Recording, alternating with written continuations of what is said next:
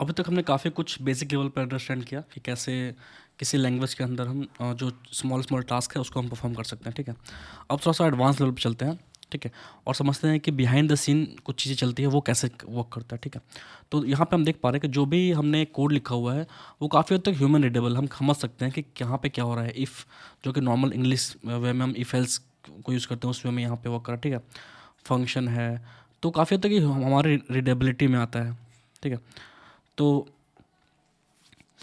इसके इसके बाद ये तो हमारा ह्यूमन रीडेबल है, ठीक है, लेकिन मशीन इसे नहीं समझता। मशीन सिर्फ समझता बाइट कोड, ठीक है, 0 1।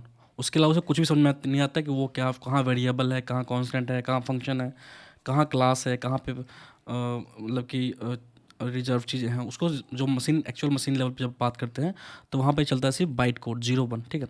तो अभी हम क्या हो रहा है कि जो भी हम कोड लिख रहे हैं वो ह्यूमन रीडेबल है, ठीक है। जो भी हम लिख रहे हैं वो क्लियर है कि हाँ कहाँ पे क्या लिखा हुआ है, ठीक है। बट जो हमारा मशीन या ब्राउज़र रन कर पाता है वो हमारा डिफरेंट होता है, ठीक है। वो जो मशीन लेवल लैंग्वेज होता है उसको वो रीड करता है, ठीक है, जो एक्चुअल में हमारा कहलाता है लो लेवल लैंग्वेज। जो कोड हम करते हैं वो कहलाता है हाई लेवल लैंग्वेज, जो मशीन रीड करता है वो कहलाता है लो लेवल लैंग्वेज, ठीक है। तो इसको समझते हैं कि जब भी हम कोई कोड लिखते हैं तो हम लिखते हैं हाई लेवल लैंग्वेज में, ठीक है। तो जब जब वो बात आती है कंप्यूटर के अंडरस्टैंड करने की, तो उसको फिर बिहाइंड द सीन वो कोड पार्स होता है, ठीक है, कंपाइल होता है, देन जाके हमें जो भी उसका आउटपुट होता है वो हमें दिखता है, ठीक है। तो थोड़ा सा अंडरस्टैंड करते हैं इसको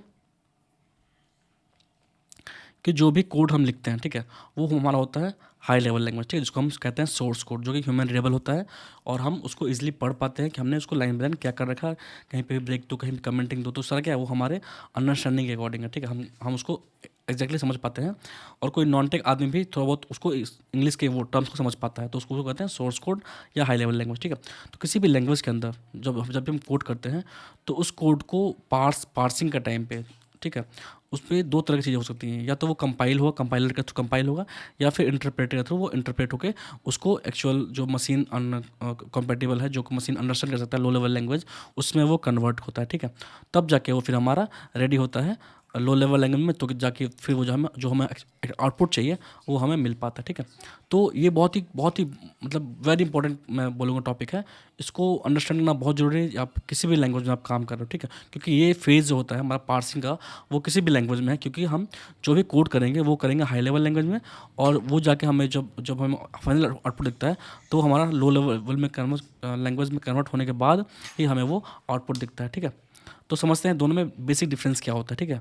ये बहुत ही बेसिक है एट एनी लेवल ऑफ, तो आपका इंटरव्यू या आपका कोई भी मतलब इंटरव्यूअर आपसे पूछ सकता है कि क्या है वो लैंग्वेज, इंटरप्रेटेड है, कंपाइल्ड है, क्या क्या होता है, ठीक है।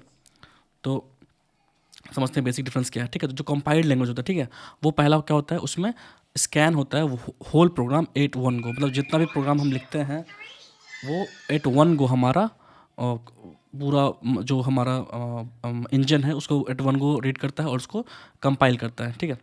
कंपाइलर क्या होता है, एक सॉफ्टवेयर प्रोग्राम ही होता है, या इंटरप्रेटर कह लो, जो भी है वो एक सॉफ्टवेयर प्रोग्राम ही है जो कि कंप्यूटर के जो हमारा लैंग्वेज है कोड को एक वर्जन से दूसरे में कन्वर्ट करता है, ठीक है। अब ये क्या है कि एडवांटेज, तो कोई एग्जीक्यूशन टाइम बहुत स्लो होता है, सिंस सारे कोड को हम एक बार में एडिट कर लेते हैं तो हमारा एग्जीक्यूशन टाइम बहुत कम होता है और इसलिए फास्टर होता है, ठीक है, इंटरप्रेटर से मिलनी, ठीक है। और ये हमारा मोर एफिशिएंट होता है, ठीक है। अब इसमें थोड़ा सा क्या होता है कि इंसान सारा कोड को एक बार में ये करेगा, कंप्यूट करेगा, तो ये थोड़ा सा सीपीयू का यूटिलाइजेशन ज़्यादा होता है, क्योंकि एक बार में बल्क में सारा कुछ इसको करना है, ठीक है। और जो लैंग्वेज है जो कि इस वे में कोड को कन्वर्ट करती है from high level language to low level language, उसमें है C plus plus, C sharp, ये सब सारे हैं, ठीक है। दूसरा जो है वो है इंटरप्रेटेड लैंग्वेज, ठीक है। इसमें क्या होता है, उसका जस्ट रिवर्स होता है, उसमें क्या होता है सारा कोड वन एट वन को जाता है, यहाँ पे आता है one by one, one statement one time, ठीक है। तो ये क्या होता है, वो सारा कोड को लेता है और वन एक बार में सारा कंपाइल करता है, यहाँ पे इंटरप्रेटर क्या करता है वन बाय वन लाइन को रीड करता है और जहाँ पे उसका एरर मिलता है वहाँ पे उसको रोक देता है, ठीक है। तो यहाँ पे क्या हो गया, वन बाय वन हुआ, इस कारण से it's executes line by line, तो ये स्लो है, ठीक है। ये लेस एफिशिएंट होता है क्योंकि टाइम टेकिंग है, ठीक है, लेस मतलब थोड़ा सा अनएफिशिएंट वे में है। सीपीयू यूटिलाइजेशन लेने से, क्योंकि हमारा ये वन बाय वन कोड को रीड करता है और उसको कन्वर्ट करता है, ठीक है। और जब प्रोग्रामिंग लैंग्वेज की बात करें तो इसमें Python, Ruby, Perl, Snowball, MATLAB और भी कुछ लैंग्वेज है जो कि इसको यूज़ करके हमारे हाई लेवल लैंग्वेज को लो लेवल लैंग्वेज में कन्वर्ट कौन करता है, तो करता है ये जावास्क्रिप्ट इंजन, अगर जेएस की बात करें तो जावास्क्रिप्ट इंजन या फिर हर एक लैंग्वेज के अंदर एक ये इंजन होता है जो कि उस लैंग्वेज के साथ ट्रीट करता है और उसको कन्वर्ट करता है, ठीक है। तो अगर हम जेएस की बात करें तो यहाँ पे आप अब जो रोल होता है वो होता है जावास्क्रिप्ट इंजन का, ठीक है। तो जो हमारे पास डिफरेंट ब्राउजर हम जो मेजरली यूज़ करते हैं वो तो हमारे या तो क्रोम यूज़ करते हैं हम लोग मेनली, या फिर फायरफॉक्स, ठीक है।